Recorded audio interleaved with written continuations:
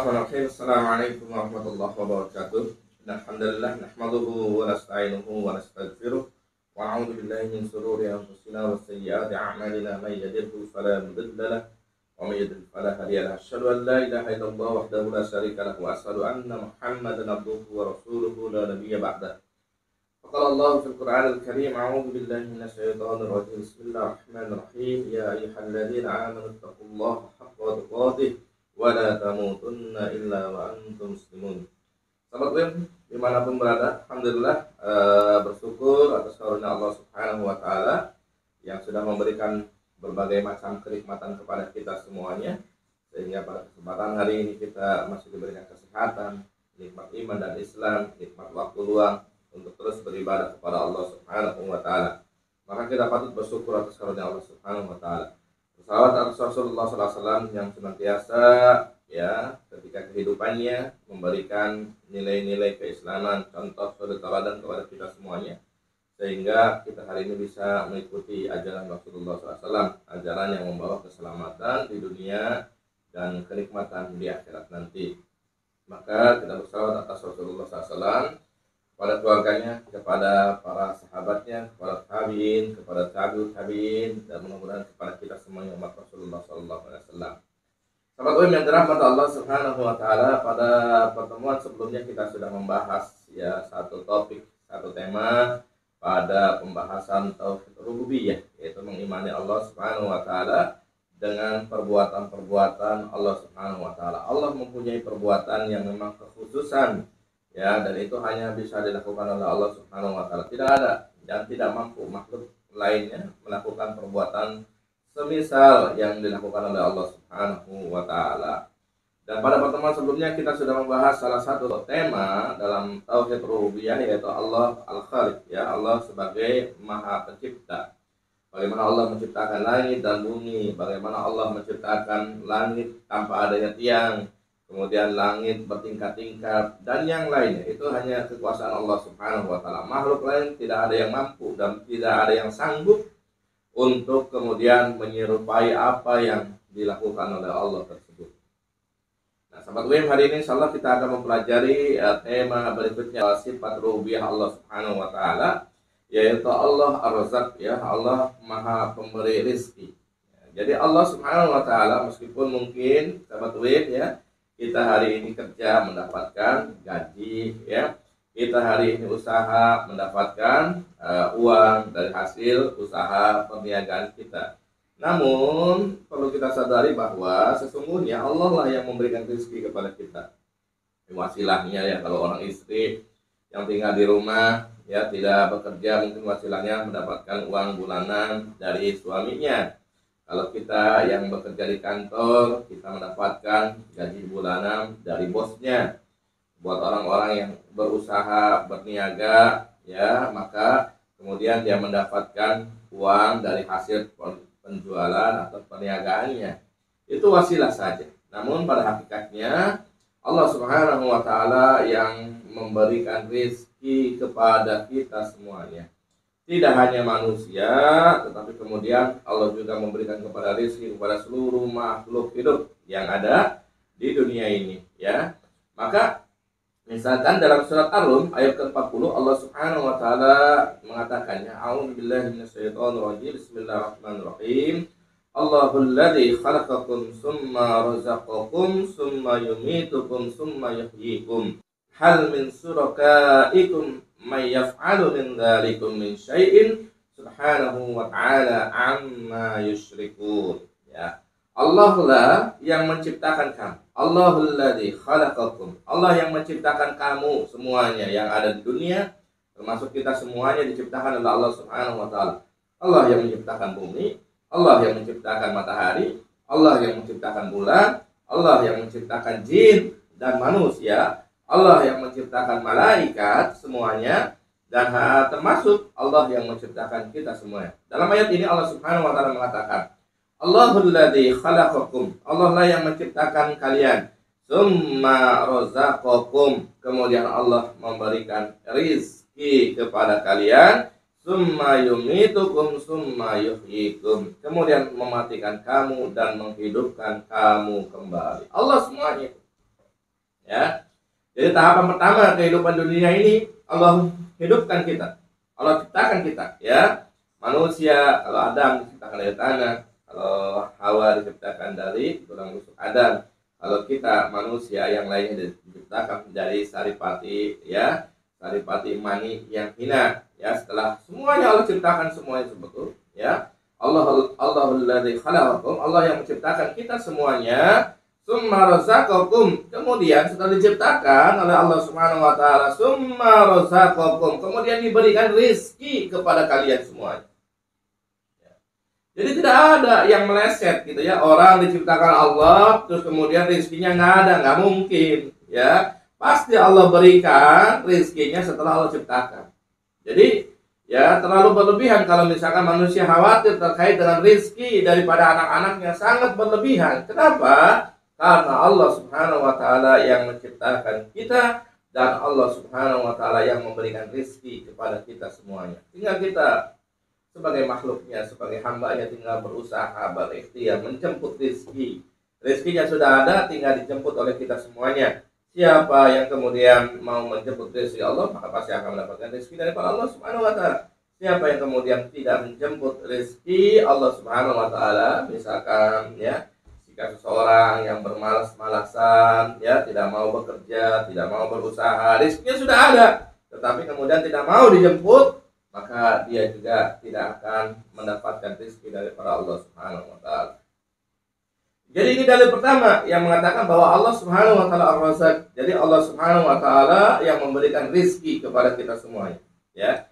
Jika Allah sanggup menahannya, rizki tersebut, maka akan tertahan. Namun jika Allah memberikan kemudahan kepada rezeki kita, maka Allah akan berikan kemudahan. Tergantung kepada ikhtiar, tergantung kepada usaha kita. Karena rezekinya sudah banyak Allah berikan kepada makhluk-makhluk Allah Subhanahu wa taala. Tinggal kita mau berusaha. Siapa yang berusahanya keras, maka insya Allah akan mendapatkan rezekinya. Rezekinya keras, ya, rezekinya banyak. Ya, tapi barang siapa yang malas-malasan, ya, rezekinya sedikit, gitu ya. Seperti itu. Orang kafir pun, ya, ketika dia berusaha karena dia makhluk Allah Subhanahu wa taala, meskipun mereka tidak beriman kepada Allah Subhanahu wa taala, tapi diberikan rezeki yang sama oleh Allah Subhanahu wa taala, ya. Maka kemudian orang kafir hari ini banyak ya hartanya, banyak berkuasa, bahkan hari ini termasuk orang-orang yang bisa berbuat apa saja hari ini, ya, dengan hartanya tersebut, ya. Karena mereka menjemput rezeki. Konsep menjemput rezekinya itu memang tepat. Mereka usaha keras, ya, mereka usaha ekstra keras, dan mereka kemudian berhasil mendapatkan rezeki Allah Subhanahu wa taala yang banyak, ya. Sedangkan terkadang, ya, sahabat UIN yang dirahmati Allah Subhanahu wa taala, cuma terkadang di sini kita sebagai umat Islam ketika sudah disampaikan Allah Subhanahu wa taala, Allahul ladzi khalaqakum tsumma razaqakum, ya. Kita sudah sampaikan bahwa Allah menciptakan kita, Allah yang memberikan rezeki kepada kita. Namun terkadang di sebagian umat Islam itu, ya, banyak yang memiliki sifat malas, ya, sifat malas. Kemudian dia tidak mau berusaha ekstra keras, maunya nyantai, maunya rezeki itu, ya, yang mudah-mudah saja kerjanya, gitu, seperti itu. Maka disinilah kemudian mereka, ya, tidak mendapatkan rezeki yang banyak daripada Allah Subhanahu wa taala. Nah, dalam ayat ini sahabat UIN, maka Allah menegaskan kepada kita bahwa rezeki itu sudah diberikan oleh Allah Subhanahu wa taala, ya, kepada kita semuanya sebagai makhluk Allah Subhanahu wa taala. Ya. Bahkan sahabat UIN, ya, rezeki itu Allah berikan tidak hanya kepada manusia, tetapi seluruh makhluk Allah Subhanahu wa taala, termasuk binatang-binatang semuanya. Bahkan binatang melata sekalipun Allah berikan rezekinya oleh Allah Subhanahu wa taala, ya. Ayat ini dalam surah Hud ayat ke-6 Allah Subhanahu wa taala mengatakan, "Wa ma min dabatin fil ardi illa 'ala Allahi rizquha." Tidak ada satu binatang melata pun di bumi ini melainkan Allah Subhanahu wa taala sudah tetapkan, sudah berikan rezekinya, ya. Tidak ada satu binatang melata pun melainkan Allah Subhanahu wa taala sudah berikan rezekinya. Allah sudah tetapkan rezekinya. Jadi tidak ada binatang-binatang yang kemudian tidak diberikan rezeki oleh Allah Subhanahu wa taala. Semua makhluk diberikan rezeki oleh Allah Subhanahu wa taala. Manusia, binatang-binatang maupun yang lainnya, tumbuh-tumbuhan, semuanya sudah diberikan rezeki oleh Allah Subhanahu wa taala. Wa ma min dabatin fil ardi illa 'alallahi rizquha. Tidak ada satu binatang melata pun yang kemudian rezekinya tidak diatur oleh Allah Subhanahu wa taala, tidak diberikan rezekinya oleh Allah Subhanahu wa taala. Ya. Hari ini terkadang kita perlu belajar banyak ya dari filosofi hewan-hewan yang kemudian diciptakan oleh Allah Subhanahu wa taala. Ya. Hari ini filosofi dari burung, misalkan burung itu pagi-pagi itu dia dalam keadaan lapar, ya, dalam sangkarnya atau dalam sarangnya. Ya. Pagi-pagi dalam kelaparan, mungkin kalau dia tinggal sendiri dia langsung terbang mencari kemana rezeki Allah Subhanahu wa taala. Datang sore hari ke sarangnya kembali dalam keadaan perutnya sudah kenyang, gitu ya. Seperti itu. Kalau ada anak-anaknya, bahkan dia datang pergi mencari rezeki, pulang dia kenyang dan membawa rezeki untuk anak-anaknya, anak-anak burung tersebut. Ya, dan itu rezeki daripada Allah Subhanahu wa taala. Coba kalau burung itu diam di sarangnya dan kemudian tawakal sajalah kepada Allah Subhanahu wa taala, nggak usah kita mencari rezeki, ya nggak dapat rezekinya, maka harus dijemput dengan ikhtiar. Cicak, hari ini kita bisa belajar filosofinya dari cicak. Cicak itu makanannya nyamuk, ya. Cicak nggak punya sayap, tapi nyamuk punya sayap, ya. Tapi kemudian kenapa cicak itu tidak pernah ada yang kemudian sampai busung kelaparan, ya, karena nggak dapat nyamuk, tidak. Tapi dia ya istiqomah mencari rezeki. Meskipun makanannya nyamuk yang punya sayap, tapi diindap, ya, dipantau, diintai terus, diikutin nyamuk itu, karena nyamuk itu nggak mungkin terbang terus, gitu ya. Pasti suatu saat dia akan merasa kelelahan untuk hinggap, dan ketika hinggap misalkan di tembok di mana, maka disitulah kemudian menjadi rezeki daripada cicak tersebut. Ya, pelajaran-pelajaran dari sikap-sikap hewan yang seharusnya kita ambil, ya, yang kemudian menyebabkan kita kuat. Hewan saja yang tidak dikasih akal, tidak dikasih pikiran, tidak mampu berpikir, yang makan itu merupakan hanya kerja insting saja dari mereka, tapi tidak ada ya, mereka yang mengeluh terkait dengan rezekinya.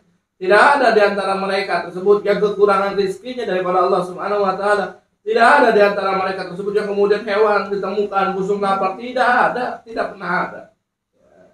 Lalu kenapa kita sebagai makhluk yang mulia, makhluk yang sempurna, yang dikasih oleh Allah Subhanahu wa taala akal dan pikiran, namun kemudian kita masih khawatir terkait dengan masalah rezeki tersebut, ya. Kita masih khawatir terkait dengan rezeki yang diberikan oleh Allah Subhanahu wa taala.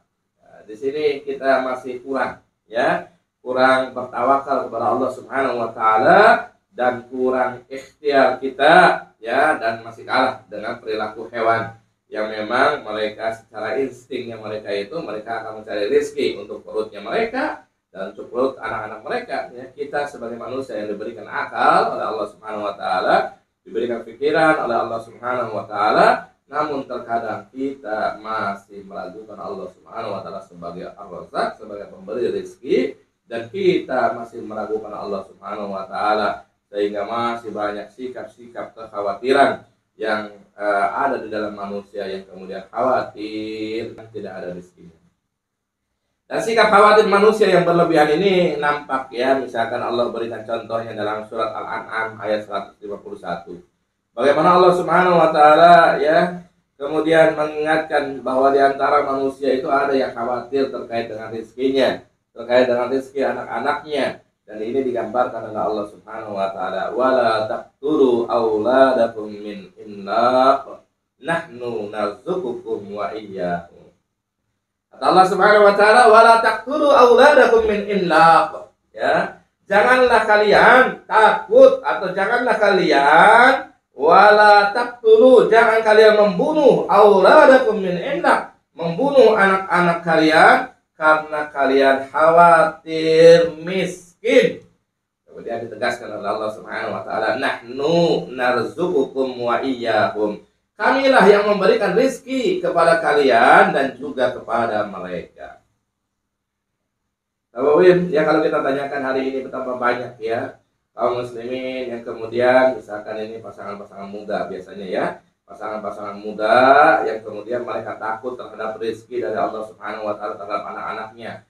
Menikah belum, ya. Terus kemudian mereka melakukan persetubuhan, ya, akhirnya hamil, dan hamil itu mereka khawatir, selain mereka malu, mereka khawatir, ya, bahwa rezeki dari anak-anaknya nggak ada, sehingga kemudian anaknya diaborsi, ya. Dan ini tidak boleh, ya, tidak boleh dilakukan seperti itu, ya, membunuh anak-anak mereka sendiri, ya. Kemudian, ya, misalkan juga ada orang-orang hari ini, ya, kaum muslimin hari ini membatasi anak disebabkan karena takut kemiskinan, itu juga nggak boleh. Dengan ayat ini, wala taqtulu auladakum min imlaq. Misalkan ada di keluarga muslim hari ini, ya, memilih jalur, misalkan pilihannya KB lah, keluarga berencana dengan fil, dengan spiral maupun dengan apapun. Tapi alasannya, oh, 2 anak aja kita susah nih. Maka kemudian mendingan kita KB aja lah, nanti khawatir anak ketiga dan seterusnya, itu tidak ada rezekinya. Maka ini penyimpangan dalam akidah. Itu tidak boleh terjadi di antara kaum muslimin. Karena Allah yang memberikan rezeki, Allah yang menjamin rezeki dari setiap anak itu. Kata orang tua, banyak anak banyak rezeki, gitu, ya. Ini sebuah pepatah yang kurang tepat juga, ya. Ada juga yang khawatir terkait dengan banyak anak terus kemudian tidak ada rezekinya. Itu juga kekhawatiran yang menyimpang dari akidah juga. Yang benar konsep Islam itu setiap anak ada rezekinya yang sudah diberikan oleh Allah Subhanahu wa taala. Maka, ya, kalau memilih KB karena pertimbangannya khawatir anak berikutnya tidak ada rezeki, maka ini bisa penyimpangan dalam masalah akidah karena tidak percaya dengan Allah Ar-Razzaq, Allah yang memberikan rezeki, ya. Maka tidak boleh seperti itu, ya. Wala taqtulu auladakum min imlaq nahnu narzuqukum wa iyyakum, ya. Janganlah kalian membunuh anak-anak kalian itu karena kalian takut miskin. Nahnu narzuqukum wa iyyahum. Kamilah yang memberikan rezeki kepada kalian dan juga kepada mereka. Semuanya diberikan rezeki oleh Allah Subhanahu wa taala. Maka sahabat yang dirahmati Allah Subhanahu wa taala, ya. Dari dalil-dalil tersebut maka kemudian kita belajar, ya, bagaimana Allah Subhanahu wa taala dalam sifat rububiyahnya itu Allah memberikan rezeki kepada setiap makhluknya. Dia ciptakan, dia juga berikan rezekinya. Ya, jadi tidak mungkin Allah menciptakan makhluk kalau misalkan ada bayi yang lahir ke bumi, itu berarti Allah kehendaki, ya. Maka kemudian diciptakan oleh Allah Subhanahu wa taala. Maka bayi tersebut pasti membawa rezekinya. Ya, membawa rezekinya, dan tidak mungkin kemudian dia tidak ada rezekinya. Tidak mungkin, pasti ada rezekinya. Cuma tinggal orang tuanya mau ikhtiar, mau usaha untuk anaknya, bayinya yang baru lahir, sehingga rezekinya itu kemudian dibukakan pintunya oleh Allah Subhanahu wa taala. Jadi gitu, ya. Jadi sahabat ulama yang dirahmati Allah Subhanahu wa taala, ayat-ayat ini berikut yang tadi saya sampaikan tersebut itu adalah dalil yang diantara banyak ayat maupun hadis, ya. Dan dalil yang kemudian menjelaskan terkait dengan Allah Ar-Razzaq, Allah yang Maha memberi rezeki. Dan yang memberi rezeki itu kewenangan daripada Allah Subhanahu wa taala. Jika Allah kehendaki rezekinya lancar, mudah buat Allah Subhanahu wa taala. Jika Allah kehendaki rezekinya terhambat, ya, maka itu juga mudah buat Allah Subhanahu wa taala. Lalu bagaimana konsep kita, ya, ikhwan, sahabat ilmu yang rahmat Allah Subhanahu wa taala? Bagaimana agar kita rezeki kita kemudian dimudahkan oleh Allah Subhanahu wa taala? Salah satu yang diajarkan di dalam Islam adalah perbanyak bersedekah. Ya, sedekah itu bukan membuat miskin, tapi sedekah itu justru membuat kita semakin rezekinya melimpah dan ditambahkan oleh Allah Subhanahu wa taala. Ingin rezekinya banyak, ingin rezekinya kemudian dibukakan, pintu rezekinya dibukakan oleh Allah Subhanahu wa taala, maka perbanyak bersedekah di jalan Allah Subhanahu wa taala, perbanyak berinfak di jalan Allah Subhanahu wa taala. Terkadang kan hitung-hitungannya kita nih, uang 1 juta nih, aduh kalau diinfakkan habis nih, gitu, ya. Sedangkan keperluan kita ya 1 juta pas, gitu, ya. Tapi kalau dia ikhlas, kemudian niat lillahi ta'ala, dia infakkan sebagiannya, maka insya Allah Allah akan bukakan pintu-pintu rezeki dari kita, ya. Sehingga tidak boleh kita kemudian bakhil, ya, tidak boleh kita kemudian sayang-sayang terhadap harta yang kita miliki, sedekahkan. Insya Allah kemudian Allah akan berikan rezeki yang tidak kalah besar atau bahkan berkali-kali lipat rezekinya yang kemudian Allah berikan kepada kita Bapak-Ibu, itu yang bisa saya sampaikan pada pertemuan hari ini. Mudah-mudahan bisa bermanfaat buat semuanya. Allah Ar-Razzaq, Allah yang memberikan rezeki. Jadi semakin menambah nilai-nilai akidah kita bahwa selain Allah Subhanahu wa taala sebagai Al-Khaliq yang menciptakan makhluk semua, juga Allah Subhanahu wa taala yang memberikan rezeki kepada semua makhluk. Qul qouli hadza astaghfirullah li wa lakum sa'iril muslimina wal muslimat innahu huwal ghafurur rahim. Assalamualaikum warahmatullahi wabarakatuh.